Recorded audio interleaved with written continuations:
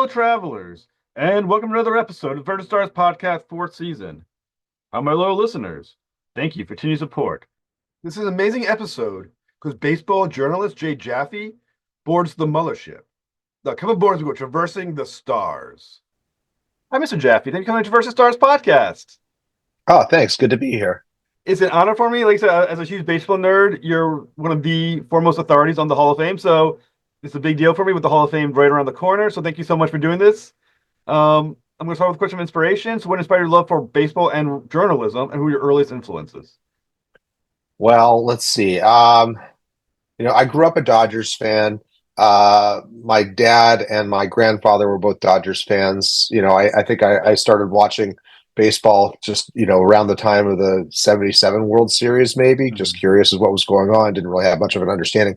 By this 1978 season, though, by late in the season, I knew how to read a box score.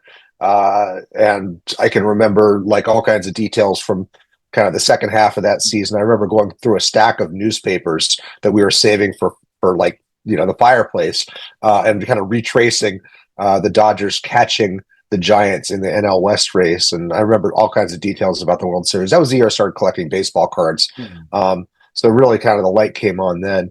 I started getting Sports Illustrated, I want to say maybe 1979, reading about baseball, devouring the books in all the baseball books in my school library, getting whatever baseball books were in the Scholastic weekly orders or whatever. I remember reading a Hank Aaron biography.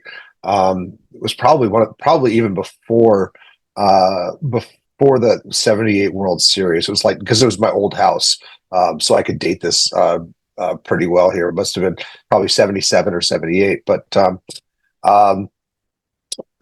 sometime in the early 80s, I guess I read the Dan Okrent profile of Bill James in Sports Illustrated, and that kind of got me thinking about the advanced stats stuff, the sabermetric stuff. I was already really good at math, and so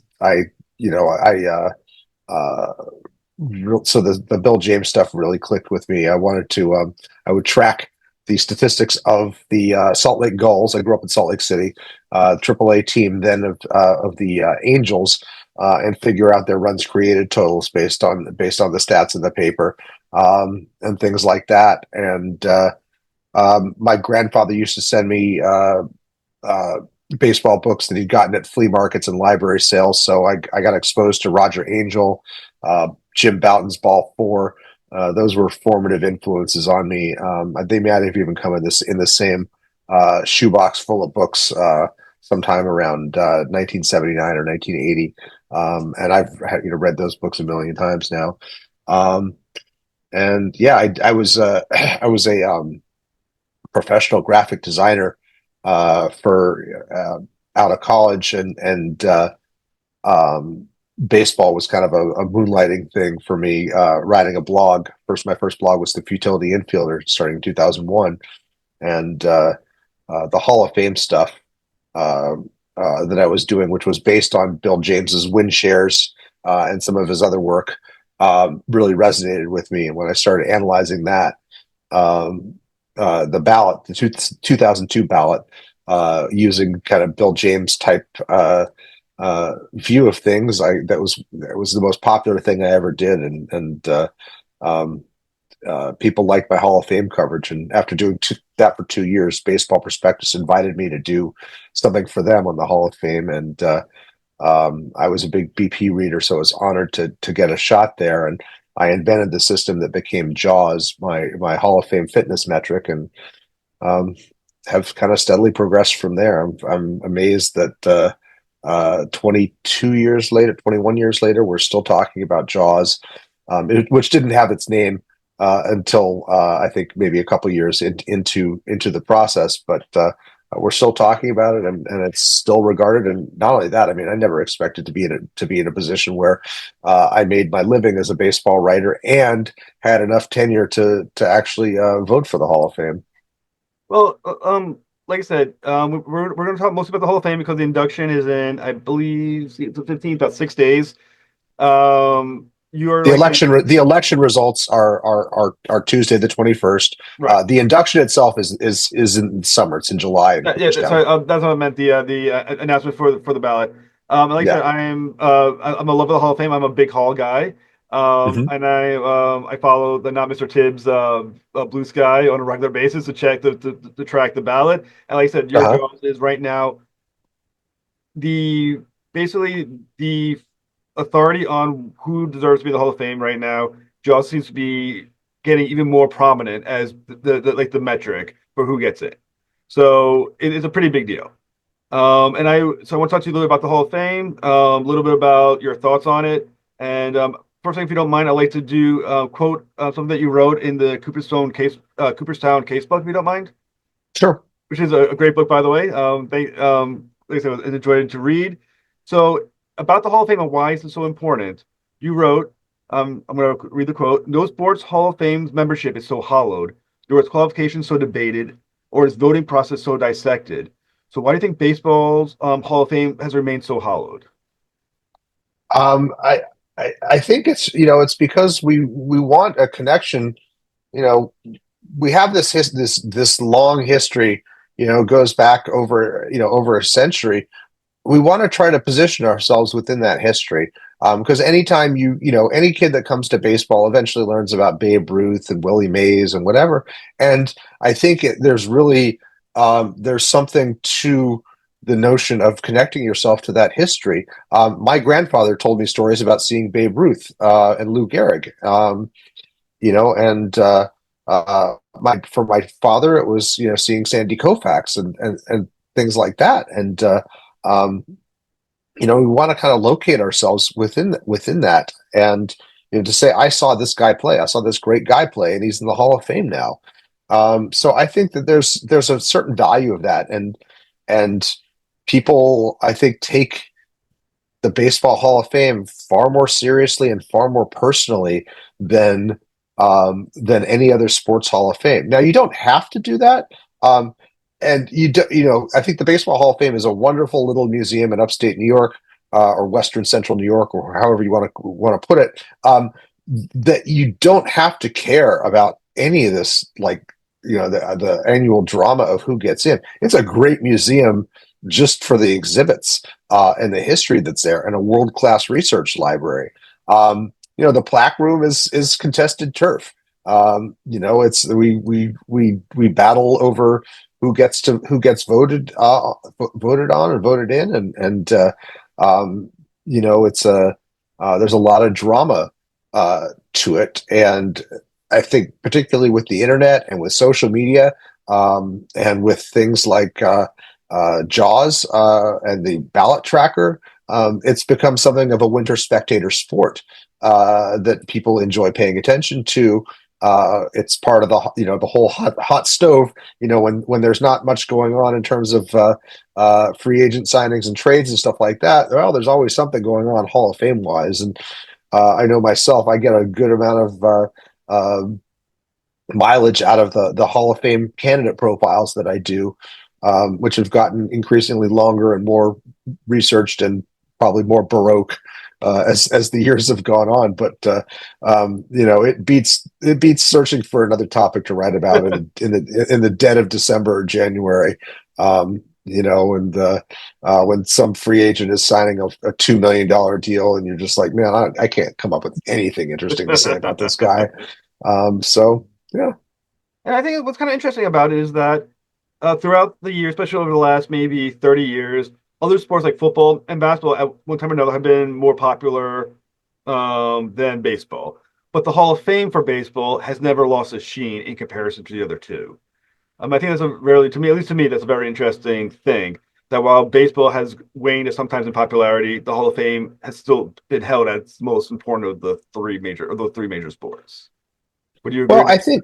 I think there's something to that. At the same time, I think that there are a lot of people who feel like the the Pete Rose ban, and then the fact that Roger Clemens and Barry Bonds aren't in. If you don't have the all-time home run king and the all-time hit leader, is the that compromises the validity of the institution somewhat. Now, those two are two very different cases, and but I think that there are people who turn their back on the Hall of Fame because they care about um, the extent to which it's representative of the sport and its greats, and they feel like this is some kind of break with um, with the norm here that these guys aren't in, and above all, it's just there's a passion for it, and speaking as somebody who writes about this stuff, had the dumb luck to find this renewable resource of passion, drama, occasional anger, or whatever that people want to argue about 2 months out of the year. Now, I think one thing that always comes up every election cycle, um, I think almost without a doubt, every election cycle, there's always the question of the watering down of the Hall of Fame. That seems to be the call of every year. This inductee is going to water it down or whatever. I think I heard it the loudest when Harold Baines got into the writers' committee, though. I must admit, I'm a fan of Baines. I don't care. A big Hall guy. Do you agree with the sentiment that the Hall can be watered down? Do you think any inductee into the Hall of Fame can affect impact the reverence of any other player? Well, I think the notion that the Hall is suddenly watered down by the addition of Harold Baines or something like that, and I'm somebody who protested the Harold Baines election. I did not think that was a good choice, but the that has been going on since the mid '40s, when the Hall's, I guess the equivalent of the Veterans Committee, inducted 21 players in 1945 and 1946, and it was the first time that they kind of went below this notion of truly great players that were like, that there was like little argument for or little argument against. I mean, that's when the Hall ceased to be the small hall inner circle type of thing, because once you go down a rung or two, suddenly baseball talent is a pyramid. There's far more players at one level than there are at the next level up, and there's just once if you started admitting everybody who was as good as Harold Baines, you'd have a Hall of Fame that would you need like 500 players in there. So the notion that this or that guy itself is going to be damaging, I think, tends to be overstated. We try to avoid these slippery slope arguments or the lowest common denominator arguments where it's like, okay, suddenly everybody as good as Harold Baines gets in. Now, Dave Parker was just elected a few weeks ago. You look at his WAR, you look at Harold Baines's WAR, they're pretty much in the ballpark. The difference is Harold Baines was kind of a compiler who spent most of his career at designated hitter, whereas Dave Parker legitimately had about a 5-year run where he was one of the maybe 5 best players in the game, maybe on a good day maybe the best player in the game, helped the Pirates win a World Series, won a couple batting titles, won an MVP award. It's just that after that he dealt with injuries, he dealt with a drug problem, he stuck around forever, had big counting stats and not a lot of actual on-field value. So they got to those points in different ways. Does Parker's admission to the Hall water things down? Maybe a little. It certainly, I think, throws the door open to the possibility that we could see other like high peak short career guys elected that maybe would have been mostly unthinkable a few years ago. I think Dale Murphy is a good example, and I don't object to Dale Murphy being in the Hall of Fame, but I also think we have to realize that again, you're opening this can of worms, and suddenly dozens more guys. We're going to be talking about Don Mattingly forever again. We're talking about Steve Garvey forever again. It's like there's some of these. There's the danger for me is that some of these ongoing conversations about certain candidates crowd out our ability to consider other candidates because of the way the process is structured. So, obviously, JAWS is a metric that tries to determine the value of a player for the Hall of Fame. Part of it as well is the idea of the 7-year peak. So a player has, and from my understanding, the 7-year peak is that a player then needs to have basically 7 Hall of Fame years to be considered worthy of the Hall. Is that a decent way of looking at that? So wins above replacement, which is the currency that I use in Jaws, is a way to estimate the value of a player's offense, defense, base running, and pitching. Obviously, not all of those are relevant for every single player. Um, what I do is instead of letting career be the sole driver, because there are many short career high peak players in the Hall of Fame, I've taken a page from Bill James, and after some experimentation, I came up with 7 years as a peak, not 7 consecutive years. But the idea is that um, you could distinguish. Let's say you've got two guys who have 60 career WAR, and one guy had a bunch of big seasons, and his seven best seasons are about like 45, and so his Jaws is about 52. And the other one, his best seasons were about 35 WAR, and his Jaws is about 45, 47, or whatever. You see enough separation there to understand why one guy would be favored for the Hall of Fame and one guy would be kind of on the outside looking in.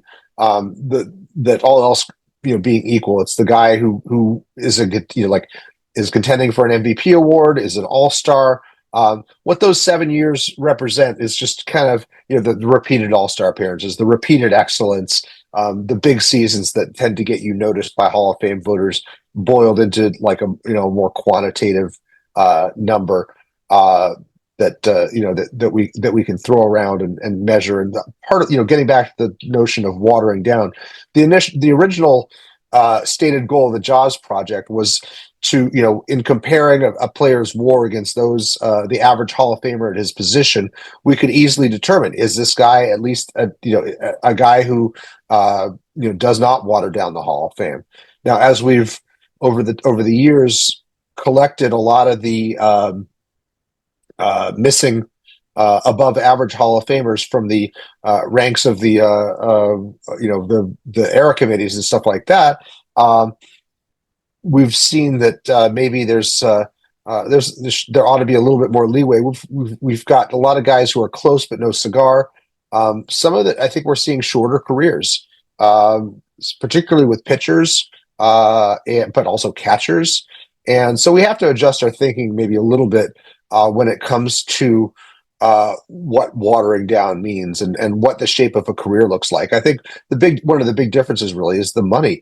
These players don't have to eke it out till they're 42, because the other alternative is owning a beer distributorship or pumping gas or whatever. Joe Mauer, Buster Posey, these guys had repeated concussions, and they also had contracts worth about $180 million. Why risk your future health, playing catcher when your reflexes are declining, and when you've got this generational wealth, and reasons to go enjoy that. So I think we have to adapt a little bit, our notion of what watering down means, and understand that career shapes are changing, and adjust accordingly, and as to how we vote. So when you think about Jaws again and kind of how it works, does it favor compilers versus short peak players? I mean, in the end, career length is still the biggest driver of whether you're going to get into the Hall of Fame, and there are traditional statistical thresholds that I think serve as bigger gatekeepers than Jaws does. One of them I've read a lot about is the 2,000 hit mark. There has been no player from the post 1960 expansion era, when like the Mets and the Astros and those teams came into the league, with fewer than 2,000 hits, who's been elected by the writers, and only one, Tony Oliva, who's been elected by the era committees.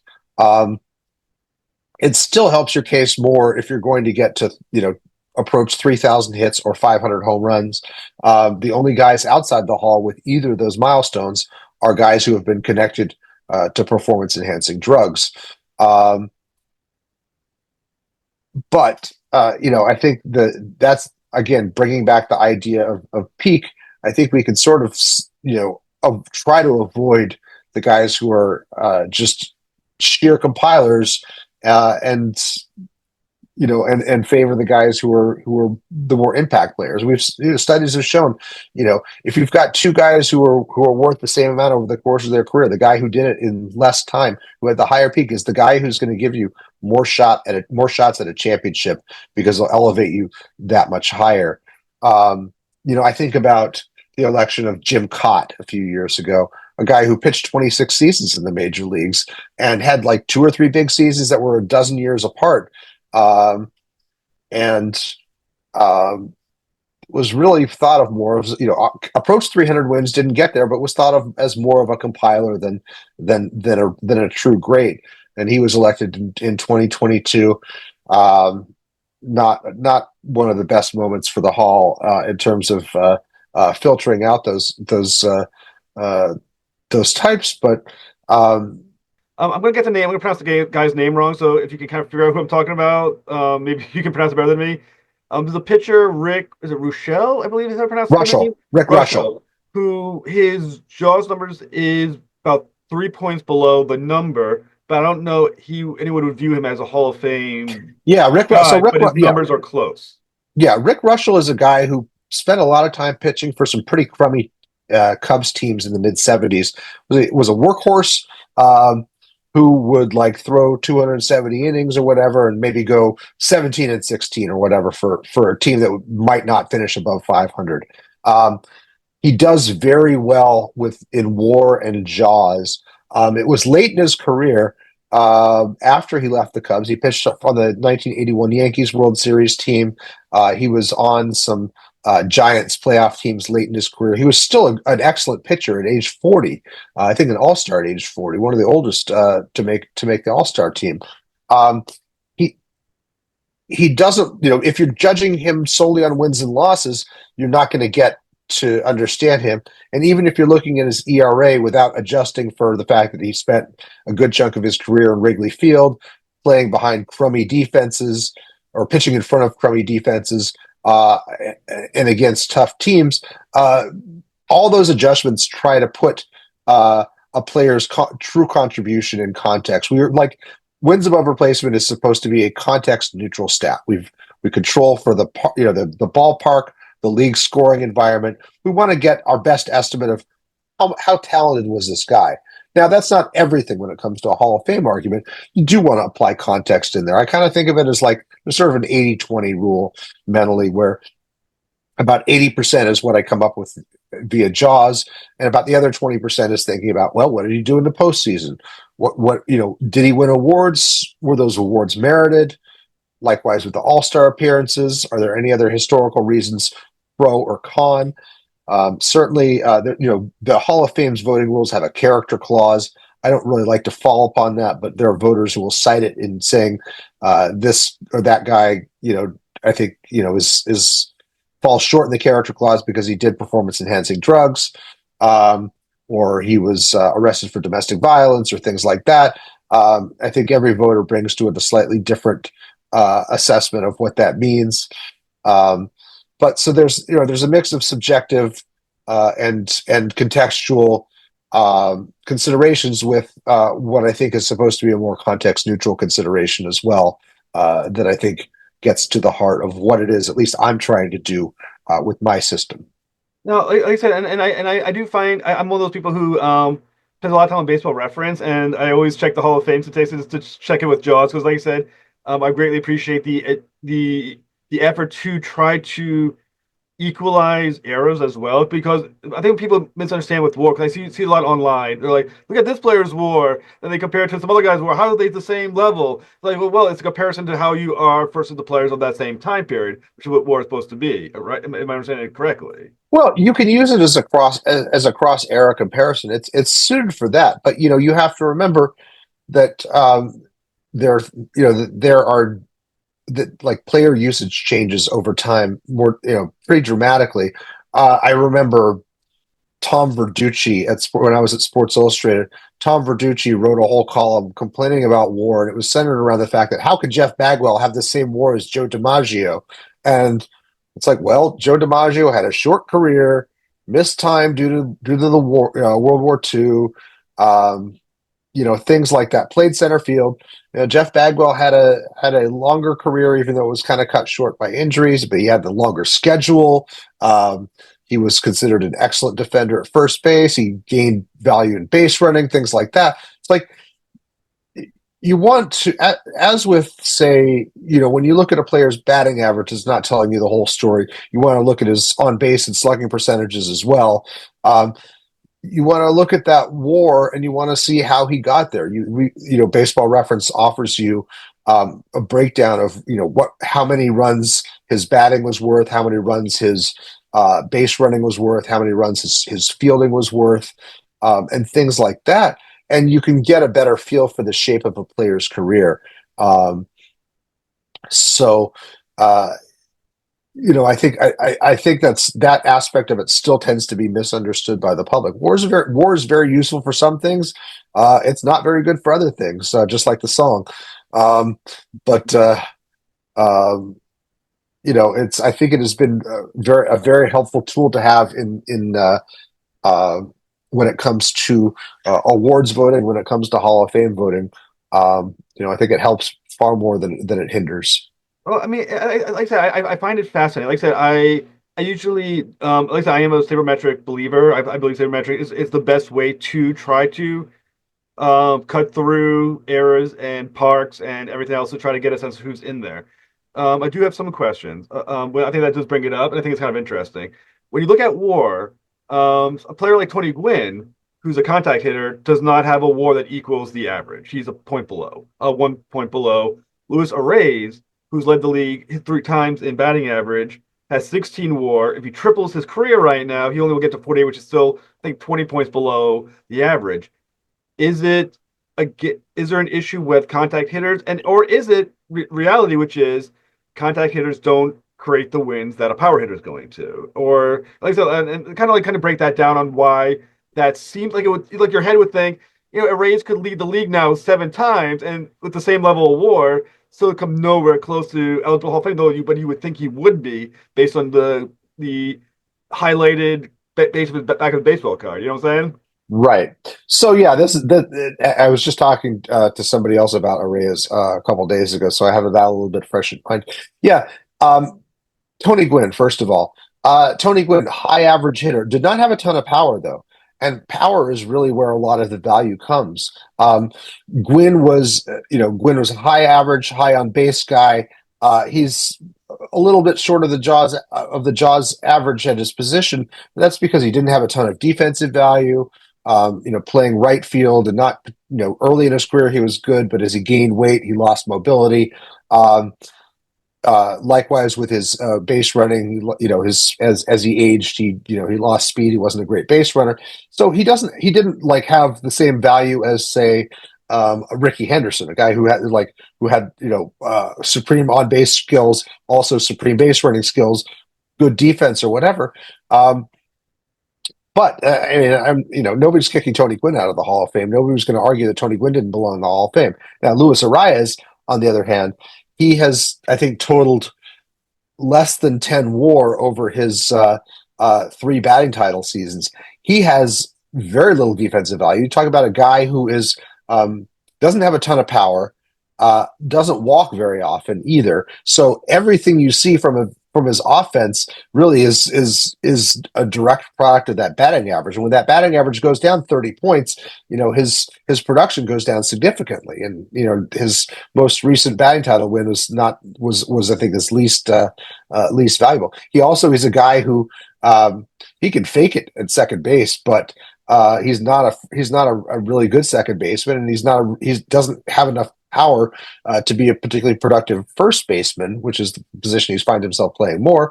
And designated hitter, I mean, again, you're expecting kind of the big bopper types to be there, so he's not giving you a ton of value there, and so he is not a tremendously valuable player. And that's why you've seen him traded, so often. The comparison for him historically is Bill Madlock. I don't know if you're old enough to remember Bill Madlock, but Madlock. I know the stats. I don't remember. I know some of the player, but I looked up the baseball reference stats on most of these guys eventually. Yeah, Madlock was a 4-time batting champion. I believe he's probably the only 4-time batting champion who's not in the Hall. unless there's somebody who won four and is out for PED reasons. I don't think anybody in the PED group was that high average. But Madlock's defense was so bad that teams tried to hide him at second base, they tried to hide him at third base.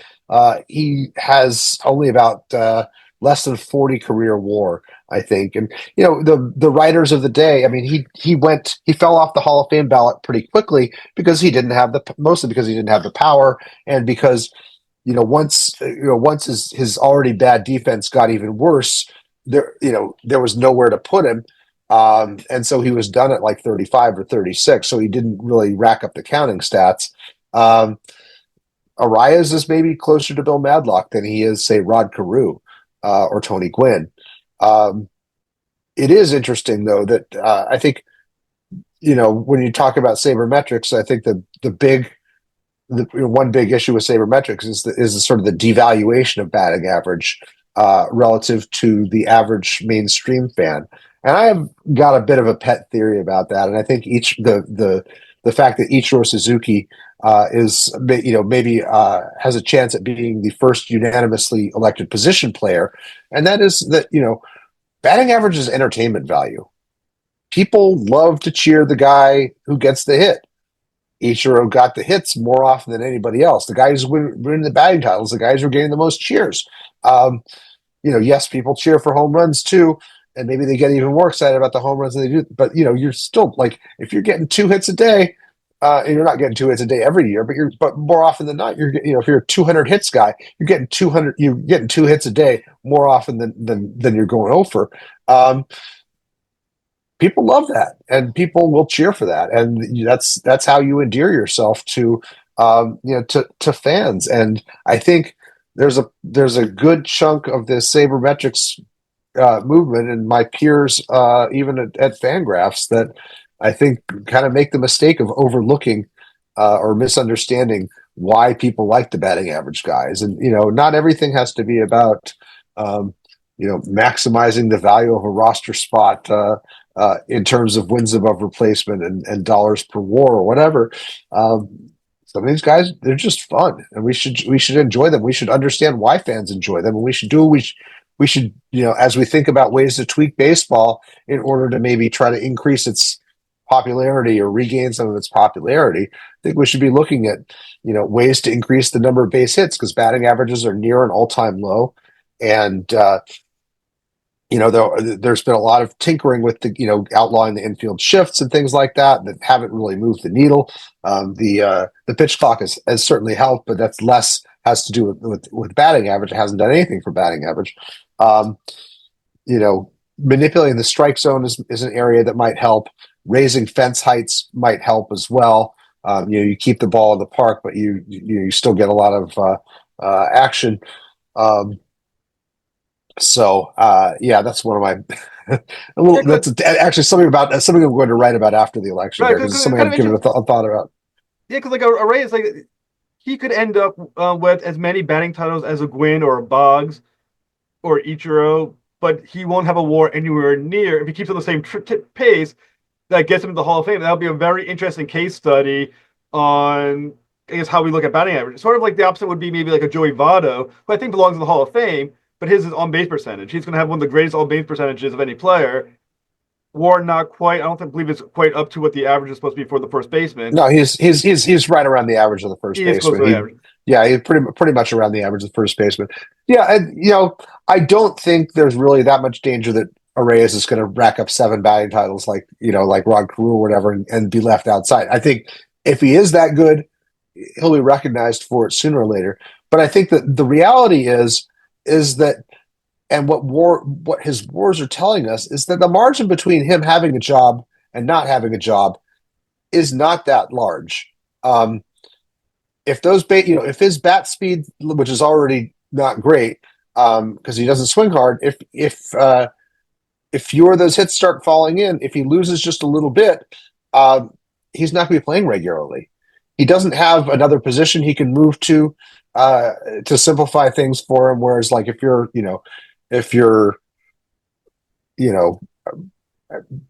I think let's say Nolan Arenado for the sake of argument here, because there was talk about him.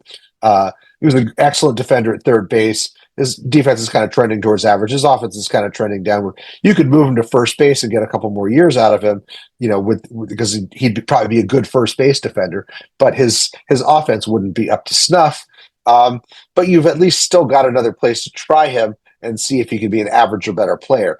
Luis Arraez does not have very many places to go to still be an average or better player.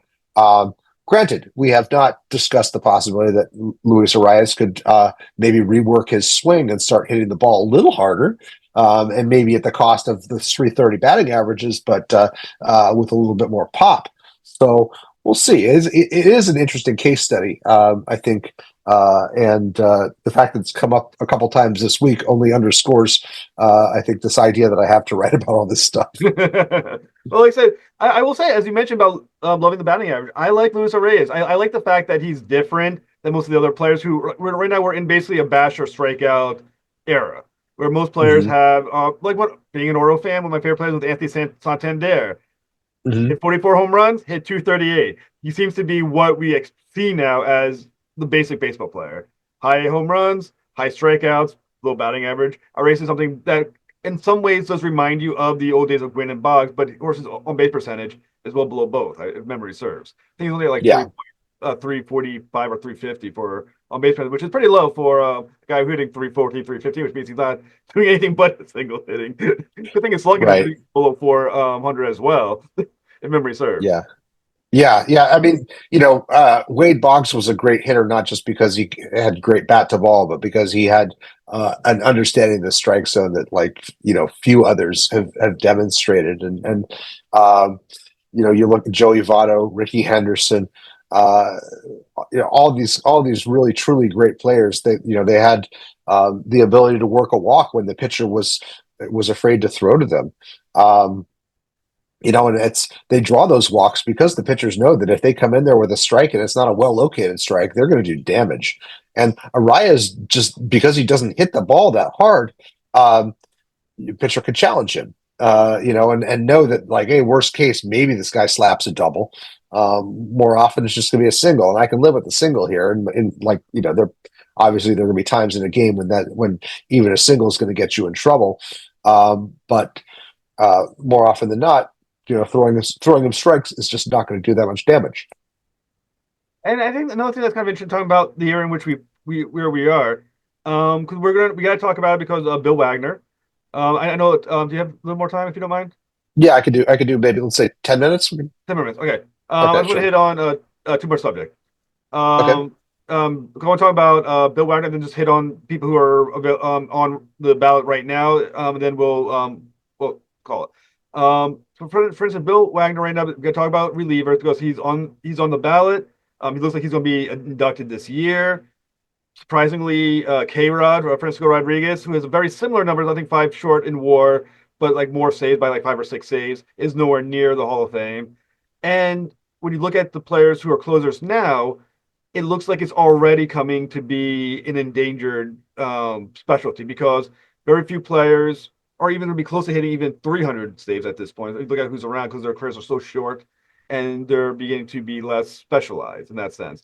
So what do we do about WAR in the case of, and JAWS in the case of relievers? Do we hold up? Because I know the average, especially when you got a guy like Dennis Eckersley, that really raised the JAWS average. I think the average is, you got to be like in the 30s, but most, even the good relievers, are in the 20s somewhere. Except for a guy like Morel Rivera, who's obviously way higher, stuff like that. Right. Do we have to reconsider what we view as WAR quality for a reliever, considering relievers going forward and the ones already completed? Yeah, so I actually already have implemented something that's a bit different from the quote unquote out of the box JAWS, or the off the shelf JAWS, and that is to incorporate win probability added, which takes into account the leverage of a situation. There's a couple different measures I use in there, but when I do that, it makes it shows Wagner as being the top reliever outside the Hall. It's not just about WAR. But it also it brings in the usage. It brings in a certain amount of context, which generally I've been trying to avoid. But the problem with the 21st century relievers is a lack of volume. And I think people are down on Wagner, or have been down on Wagner because he only threw 903 major league innings, which is a few hundred less than most of the other closers in the Hall of Fame. Um, Goose Gossage, Hoyt Wilhelm, Eckersley had years as a starter before he um, moved to the bullpen, so he kind of skews the stats.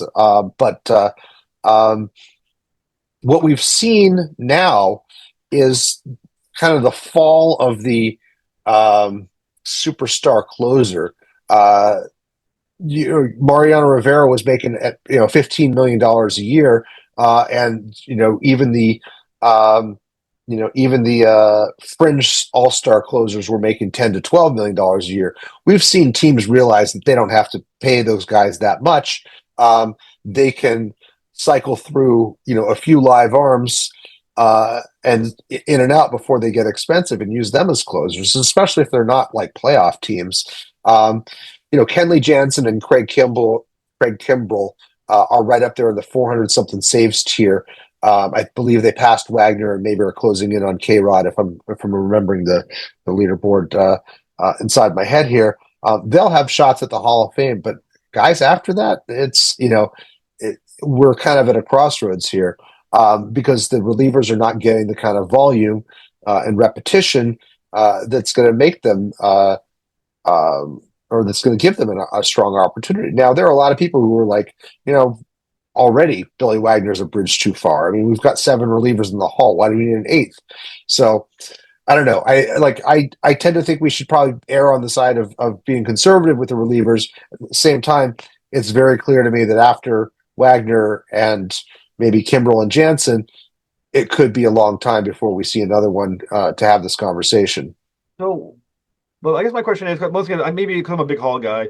If we put in Wagner, why is Krod so far away? Statistically, Oh, he's yeah. not Sorry, that getting back to good. sure. So Krod has an ERA about half a run higher than Billy Wagner, despite the saves totals. He also did that in maybe about 150 more innings. So on a per inning basis, he was much less valuable. When you bring the leverage stuff in there to separate, so it's not just a WAR-based calculation. I think I have Wagner 6th all time in reliever jaws and Krod 13th, and there's enough of a gap between the two of them that I can distinguish. There's I think for some people there's a character issue. Rodriguez had 2 incidents when he was later in his career. One where he physically assaulted the father of his girlfriend, and tore some thumb ligaments, injured the father, faced charges and got some legal trouble there. And then he had a arrest for domestic violence when he was a Milwaukee Brewer. The woman left the country before pressing charges. So that was never adjudicated. But if he were still playing, more recently when Major League Baseball had adopted a policy and could suspend players for that, he might have faced some discipline for that. Might have faced some discipline for the other issue as well. I think there are some people who do use that as a separator to vote or not vote for a guy, under the character clause. Billy Wagner doesn't have any kind of black mark like that against his name. I don't think we know enough about any player to be 100% certain they don't have a skeleton in their closet. But we can go on what we have as the public knowledge, and there's nothing to say that he did anything to that we should be worried about.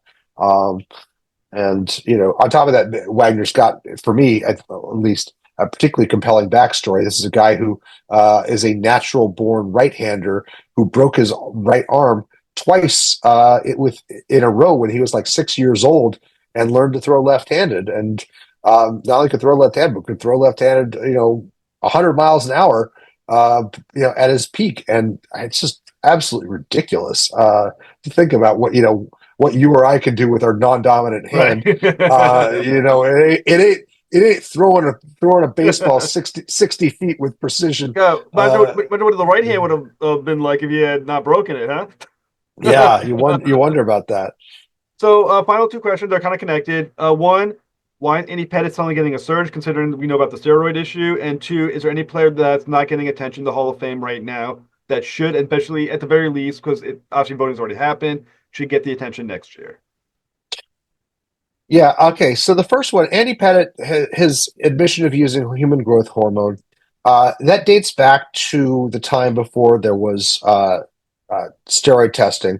And there are voters like myself who draw a distinction between what happened before testing was implemented in 2004 and what happened afterwards. Before, there were players doing it. You had no way to police the game. It's kind of a complete institutional failure. The owners looked the other way. The commissioner looked the other way. Everybody profited. Um, we just don't have perfect information about who was doing it and who wasn't. Um, After that, we've got testing and penalties, and we have an agreed upon set of facts. Manny Ramirez tested positive twice and was suspended by the league. We can all agree that that happened. And it was something that he knew the consequences going in. He chose to violate those rules. You know, we can judge him for that. So Pettitte, I think, there's maybe some wiggle room there. The other thing that's happening right now is with Felix Hernandez hitting the ballot and with CC Sabathia hitting the ballot, we're having a lot of conversations about the shapes of starting pitcher careers and the way that starting pitcher workloads have changed. And I think that's one of the dominant themes of this year's election.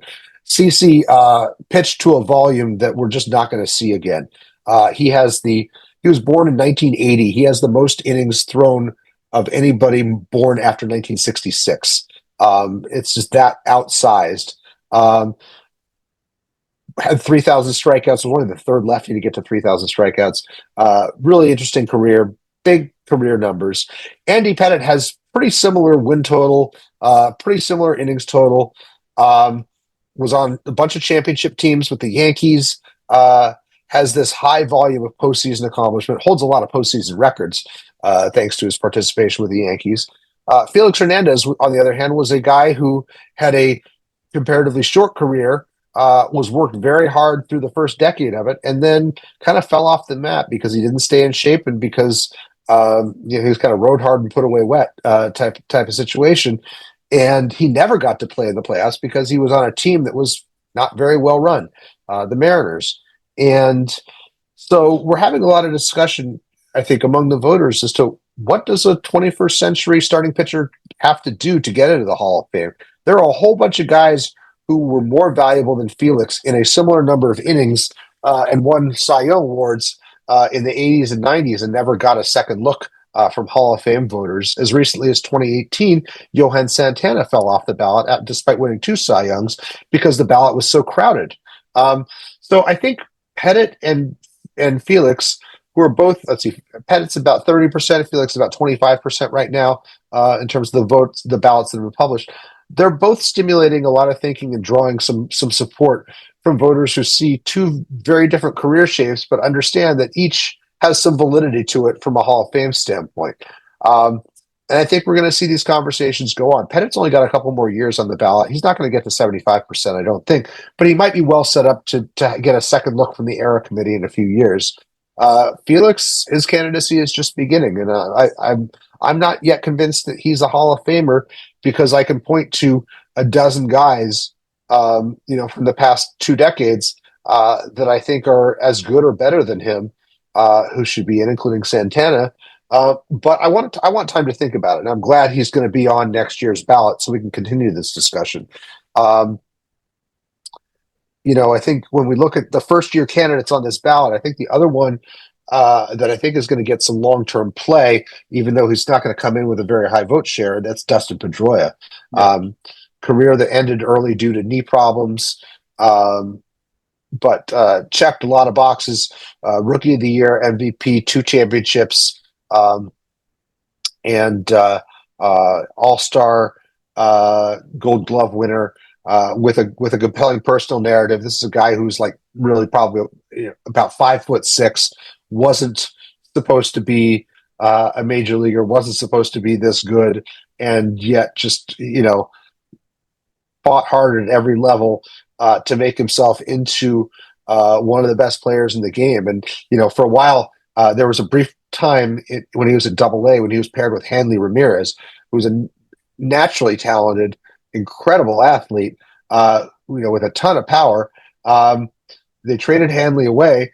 Hanley had some. I think it's fair to say there were questions about Hanley's attitude, his work ethic, even especially in the minor leagues. And he went on to have a nice career, but he was not a good fielder. He never really progressed to being a good enough fielder to stay at the position. When he moved to the outfield, he was absolutely terrible, and he ended up fading from the game to wind up on the same ballot as Dustin Pedroia.